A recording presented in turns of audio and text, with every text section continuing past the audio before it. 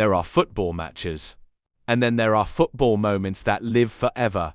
Moments that remind us why billions of people around the world love this game. When the mighty Brazil steps onto the pitch, expectations follow. 5 World Cups, countless legends, a reputation built over generations. When Brazil plays, they're expected to entertain, dominate, and win. On the other side stood Japan, a nation that has spent decades earning respect on the world stage through hard work, discipline, and determination. But nobody expected what was about to happen. Because on this day, football delivered one of its greatest lessons. Never underestimate the power of belief. From the opening whistle, Brazil looked every bit like the football giant everyone expected. The passing was crisp. The movement was fluid. Every attack seemed dangerous. Japan tried to stay organized, but Brazil's pressure kept building. Then came the breakthrough. Brazil finds space, threads a perfect pass through the defense, and buries the chance. E-billing Brazil. The crowd erupts. Karma. Japan regroups, but Brazil smells blood. Only minutes later, another Brazilian attack slices through the defense. The finish is clinical. E-billing Brazil. At that moment, it felt like the game was over. The Brazilian players were smiling.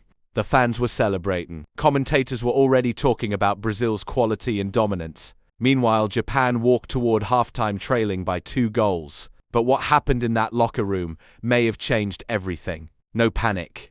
No excuses. No finger-pointing. Japan's players knew they had been outplayed. But they also knew there was still 45 minutes left.